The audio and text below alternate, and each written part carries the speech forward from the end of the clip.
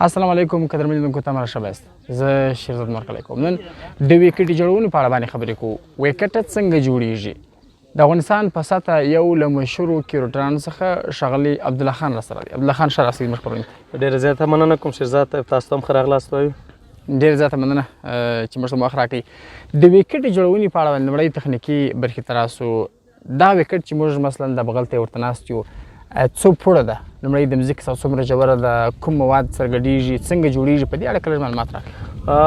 د پیچ د بیغ بنیاد نه چې کله جوړیږي نو هغه موږ 14 انچه شاوخوا کدایي کوو، یعنې لاندې ښکته ځو. چې کته اول لاړو مثال هغه د اوبو نه ډکوو د یو 2-3 ورځو لپاره چې ښه اوبه جذب کړي. د هغې نه بعد موږ په دې باندې غټ رولر مثال که وزن یې 4 ټنو نه بره وي بهتره ده، خو 3.5 ټنه 3 ټنه شاوخوا رولر چې وي دغه موږ مسلسل ډول باندې 2 غنټې 3 غنټې ګرځوو تر څو بیخي ښه مضبوط جوړ سي. د هغې نه بعد موږ دې باندې د حشراتو دوایي استعمالوو چې مثال چینجی ونه کړي یا ګونګټه یا داسې ضرري شی چې مثال پیچ ته نقص ونه رسوي یا خاورې ته راونوځي. بیا د هغې نه بعد موږ ریګ استعمالوو، 2 انچه ریګ استعمالوو. هغه ریګ چې مثال د سین ریګ وي 2 انچه. د هغې نه بعد موږ بیا غټه تیږه استعمالوو. غټې تیږه چې ګریول ورته ویل کېږي، څوکیداره تیږه باید وي. څنګه چې دغه تیږه استعمال کړه نو دا 4 انچه شاوخوا دا تیږه استعمالیږي. په هغې باندې بیا لنګر ګرځول کېږي، درون رولر، تر څو چې ښه ځان نه نباسي او دغه تیږې چې کومې دي دا په یو بل کې ځانونه سره ونه نباسي. د تیږې نه بعد موږ په دې باندې بیا 2 انچه کرش استعمالوو چې څوک ورته بادامي کرش وایي، څوک ورته 10 ملي کرش وایي. هغه کرش موږ استعمالوو. د هغې په سر بیا موږ رولینګ کوو او دا شو 8 انچه. د هغې کرش څخه وروسته موږ په چې کله رولر استعمالوو د هغې په سر باندې بیا موږ خاکه استعمالوو. خاکه یو رقم مواد دي چې د کرش پلانټو کې د تیږې څخه جلا کېږي او اکثر په دیوالو کې په دیوالو کې د ریګو په ځای په خښتو کې هم کار ترېنه اخیستی کېږي. هغه ډېر یو مضبوط ځان ډېر مضبوطوي. نو چې کله مو دا استعمال کړله بیا شاوخوا 6 انچه په 3 سټیپو کې 2 انچو باندې په دې باندې مونږ خاوره اچوو. هغه خاوره چې مثال د پیچ دپاره ځانګړې خاوره ده. نو دا 14 انچه کدایي پوره شوله چې څومره 14 انچه مونږ کنده ایستلې د هغې ټول مواد چې شده 14 انچه دغه پوره شو. یعنې اخري سطحه یې ځانګړې خاوره ده که نه؟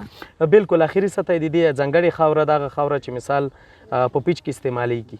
نو د هغې په سر باندې شیرزاد صاحب بخښنه غواړم، د هغې په سر باندې مونږ بیا واښه کرل کېږي، فاینډاکا، بلیک جیک او برموډا دغه واښه نومونه دي. دغه کرل کېږي تر څو کولی شو چې مثال ګرین پیچ ولرو، شین پیچ ولرو، کومه چې ویکټ لږ سختېږي او اسانېږي. او یو څه به مثال اکثره کرکټ پیچونه چې دي هغه ګرین دي. هغه ته هم راځو، ویکټ ډولو ته راځو. دغه ویکټ تاسو یادونه وکړه د بنیاد یا د اساس څخه بیا تر د سطحې پورې ټول تاسو 14 انچه شاوخوا یادونه وکړله. څومره وخت نیسي د سره ویکټ جوړوي؟ نو سر نه ویکټ جوړوو نو کم از کم د 15 نه تر 20 ورځو پورې ټایم اخلي. او کله چې دا ویکټ بیا بشپړ سي بیا یوازې په اصطلاح د لوبې لپاره لولر دی، یو څه بور کول کېږي، ګرس ورکول کېږي، دا خو بیا عادي سرسرکي کار دی. بیا د څومره وخت لپاره دا ویکټ کار کوي؟ نو ویکټ خو هېڅکله خپل مثال داسې کار نه کوي چې هغه د دوامداره وي، ځکه دا سیمټي پیچ نه ده. دا هره ورځ د آماده کېږي چې کله میچ وي، مثال د میچ نه مخکې لکه سبا میچ وي، نن ورځ باید دغه پیچ لوبې ته لپاره آماده شي. یعنې هغه اساس چې کښېښول سي یا کوم مواد چې د اساس څخه کښېښول سي تر سطحې پورې ټول دغه د لوبې دپاره خو دا به خود داسې کېږي چې مثلا بور کول کېږي یا ګرس کول کېږي یا لولر کول کېږي.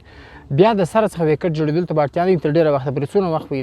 نه چې کله خاوره واچول شي نو بیا د لوبې لپاره آماده کېږي. بیا د لوبې آماده کېدو څخه ما سوای دا سرسرکي آماده کېږي، نور خو بیا اړتیا نشته. نه نور کار کې خلاص. د ویکټو په اړه راته وایي څو ډوله ویکټ ستا عموما چې جوړېږي د کرکټ لپاره؟ ویکټ خو اصل کې ګرین ویکټ وي، خو مونږ په افغانستان کې کوم شی چې ضرورت د هغه نشته. مثال نمی نه لرو، سمندر نه لرو، نو هغې سره ویکټ واښه ځان ساتي. نو ځکه موږ ویکټ هغه واښه چې کوم کې وکرو ګرین وي پیچ وي هغه ډېر زر خرابېږي، زر کیفیت له لاسه ورکوي. خو پیچونه مثال داسې دي چې شل ورځو د داسې پیچونه باید جوړ کړی شي په افغانستان کې چې په هغې باندې ډېر رنزونه وشي، شپږیزې ووهل شي، غټ وچه رنزونه شي، یعنې د بیټینګ په ویکټ وي. او بیا 500 وریځو ته داسې ویکټ وي چې مثال 300 350 شاوخوا باید په نظر کې ونیول شي، یعنې 50% بالرانو ته تخفیف وي او 50% بیټسمینانو ته وي. نو بیا د 500 وریځو ویکټ چې کومې دي هغه بیا کم از کم د هغې موږ ټارګیټ وي چې مثال 300 350 رنز باید پې وشي. او بیا د ټیسټ میچ ویکټ ده چې هغه باید ګرین وي، واښه باید ولري. همدغه شان ونډې وي 500 وریځو لپاره هم باید ګرین وي پیچونه، 100 وریځو دپاره هم ګرین وي. خو افغانستان کې دغه شی ده چې په 100 وریځو ته باید رنزونه ډېر پې راشي، نو هغه چې که چېرته واښه پې کرل شوي په هغه پیچ باندې رنزونه دومره زیات نه راځي. او د ټیسټ میچ لپاره 4 ډے یا فرست کلاس یا 5 ورځنی میچ یا 4 ورځنی میچ د هغو لپاره باید پیچونه شنه وي، واښه باید ولري، ځکه چې بالر باید یو څه فایده بالر ته مو رسېږي، ځکه چې شنه وي پیچونه. دغه ځانګړې خاوره په نړۍ کې د سپېل کېږي، ځینې محدودو هېوادونو کې پیدا کېږي. په دې اړه معلومات راکړئ. او بالکل دا خاوره چې ده د افغانستان کې مو کوشش پې کړی ده بار بار، خو څومره خاوره چې دغه ده د هغې په نسبت موږ نه ده پیدا کړې، یو ښه والی نشته پکې، دومره سرچنګ مو کړی ده، پیدا مو نه ده کړې. یو څه مو پیدا کړله خو د دې په شان رزلټ نه ورکولو. نو دا شاوخوا د همسایه ملکونو نه راوړو، ځینې ملکونه دي چې هغه خپله لري، ځینې ملکونه دي چې مثال نورو ملکونو ته ورکوي او خپله یې نه لري. تاسو د دې ویکټې د اساس څخه د رسېدو پورې کوم یادونه چې وکړه خورا د یو سخت کار دی، یو ډېر لوی پروسه ده. دغه زده کړې مو چیرې کړي دي؟ څنګه وتوانېدئ چې دغه مهارتونه ترلاسه کړئ؟ زه په 2000 کال کې ما د افغانستان 15 کلنې کرکټ لوبډلې څخه سفر درلودو نیپال کټمنډو ته، چې د کرکټ آسیایي کرکټ شورا یو ټورنمنټ و الایټ کپ په نوم و.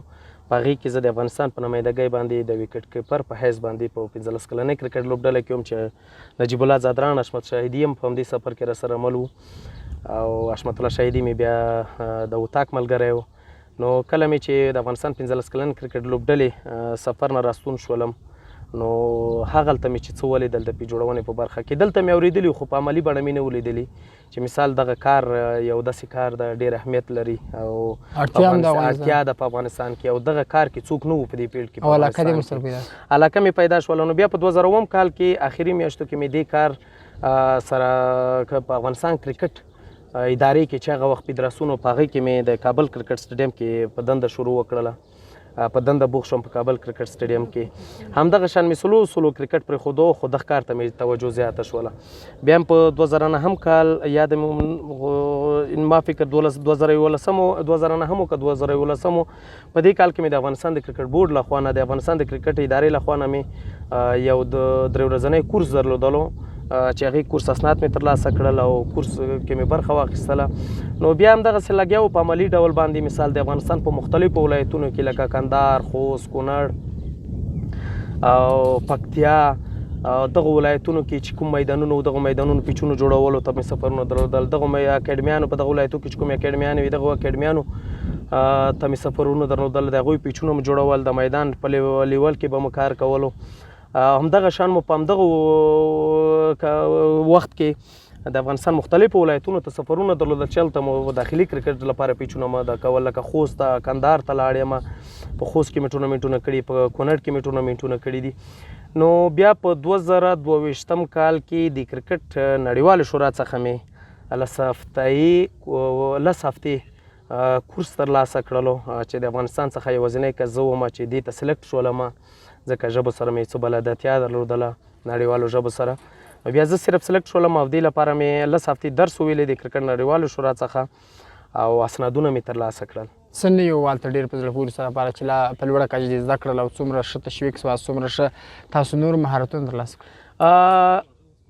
ډېر څه مو زده کړل او ډېر څه مونږ عملي کړي وو، او داسې یو څه وو چې مثال د میدان د لیول لپاره، د نوي میدان جوړولو لپاره مې ډېر څه زده کړل، او د میدان د سپرینکل کوم سیستم چې ده، د اوبو سیستم چې ده، چې مثال هغه سپرینکل، هغه ماشینګري باید چې په میدان کې ولګېږي، چې په خپله د اوبو په زور باندې هغه مثاله ماشین راوځي، اوبه استعمال کړي او بېرته ښکته شي. دغې په باره کې مې یو څه معلومات نوي زده کړل. خو اکثره کارونه چې کوم وایي، مونږ کرکټ هم ماشاءالله ډېر لاندې نه ده، ډېر بره ده که نه. نو کوم کورس کې مو چې څه ویل، څه مو زده کول، هغه مونږ الریډي په عملي طور باندې تجربه کړی و، هغه کارونه مو ترسره کړي وو. یو پوښتنه دا ده چې د کرکټ ویکټ تر ډېره پورې داسې پوښتنه چې کله مثلا د کومو لوبغاړو څخه کېږي یا ځینې وخت د امپایر چا څخه کېږي دوی وایي چې د ویکټ فیصله د یو پیچ سټډي د ډېر غټ علم دی یو ډېره سخت دی داسې خاص مشخص معلومات نه پیر نه لري که ډېره سخت دی دا وړاندوینې د ویکټ د لوبې په جریان کې د خپل رنګ اړوي د خپل اړخ اړوي مثلا بیټینګ دی جوړي یو دم د پریډکشن یا د وړاندوینې خلاف بلې خواته واوړي په اورونو کې د خپل شکل اړوي مثلا د نمی په اساس باندې مثلا یا باران وسي مثلا یا ګرمي ډېرې یا کمې دغه تغییرات په اړه که لږ معلومات راکړي په کوم وخت کې د ویکټ خپل اړخ اړوي بلې خواته د بالکل کرکټ د پیچ جوړونې علم ډېر ده چې تر اوسه پورې موږ نه یو ورته رسېدلي نو په دې فیلډ کې ما 19 کاله شاوخوا ووتل او زه خپله اوس هم فعلا د میدان هغه ملګري مې چې دي مثال سټاپ مې ده د هغوی څخه زه ایډیاګانې اخلم د هغوی څخه زه پوښتنه کوم د هغوی څخه چې کوم کار کوم زه یو مشوره ترې نه اخلم